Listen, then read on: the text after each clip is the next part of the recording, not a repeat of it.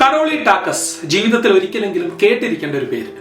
1930കളിൽ Hungarian ആർമിയുടെ ഭാഗമായിരുന്ന ഒരു പട്ടാളക്കാരൻ, അതിപ്രഗത്ഭനായിട്ടുള്ള ഷൂട്ടർ, ഒളിമ്പിക്സിൽ പങ്കെടുക്കുക, മെഡൽ നേടുക, ഇങ്ങനെ ഒരു ജീവിത ലക്ഷ്യമായി ജീവിച്ച മനുഷ്യൻ.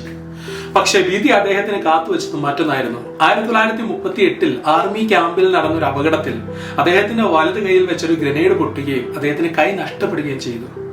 എത്ര രാത്രികളിൽ ഉറക്കമില്ലാതെ അദ്ദേഹം ആ ബെഡിലിരുന്ന് കരഞ്ഞിട്ടുണ്ടാവും അല്ലെ, തന്റെ സ്വപ്നത്തെ കുറിച്ച് ഓർത്ത്. നടക്കാതെ പോയ എന്താ വിധി എന്നോട് ഇങ്ങനെ ചെയ്തത് എന്നോർത്ത് എത്ര രാത്രികളിൽ അദ്ദേഹം സങ്കടപ്പെട്ടിട്ടുണ്ടാകും. ഇനി അദ്ദേഹത്തിന് മുന്നിൽ രണ്ട് വഴികളാണ്. ഒന്നെങ്കിൽ തന്റെ സ്വപ്നം എന്നേക്കുമായി ഉപേക്ഷിക്കുക, അല്ലെങ്കിൽ ഒരു വാക്കുമില്ലാത്ത ഇടത്തെ കൈവച്ച് പ്രാക്ടീസ് ചെയ്ത് തുടങ്ങുക. ക്വിറ്റ് ചെയ്യാൻ അദ്ദേഹം ഒരുക്കമായിരുന്നില്ല. കണ്ടിന്യൂസ് ആയിട്ട് രാവും പകലും അദ്ദേഹം പ്രാക്ടീസ് ചെയ്ത് തുടങ്ങി തന്റെ ഇടത്തെ കൈവച്ച്. 1940 ഒളിമ്പിക്സ്, രണ്ടാം ലോക മഹായുദ്ധം കാരണം ക്യാൻസൽ ചെയ്തു. 1944 ഒളിമ്പിക്സും സെയിം യുദ്ധം കാരണം ക്യാൻസൽ ചെയ്തു. അതിനുശേഷം 1948 ലണ്ടൻ ഒളിമ്പിക്സിൽ ഏറ്റവും പ്രഗത്ഭരായിട്ടുള്ള വേൾഡ് ഫേമസ് ഷാർപ്പ് ഷൂട്ടേഴ്സിന്റെ ഇടയിലേക്ക് ഒറ്റക്കയ്യനായിട്ടുള്ള ഒരു മനുഷ്യൻ കടന്നു വന്നു. അന്നോളം ലോക ചരിത്രത്തിൽ എഴുതിയിരുന്ന സകല റെക്കോർഡുകളും തിരുത്തി ആ മനുഷ്യൻ ഷൂട്ടിങ്ങിൽ സ്വർണം നേടി.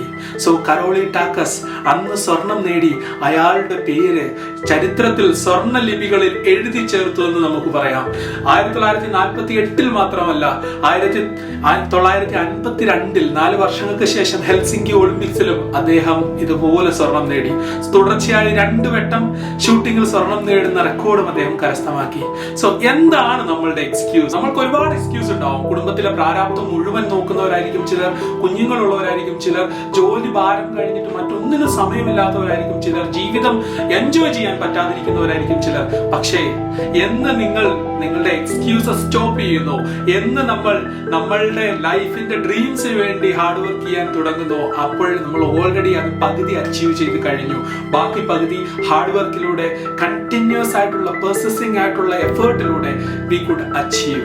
So എല്ലാവരും ഹാപ്പി ആയിട്ടിരിക്കുക, നമ്മളുടെ സ്വപ്നങ്ങൾക്ക് വേണ്ടി ഹാർഡ് വർക്ക് ചെയ്യുക. See you, bye bye.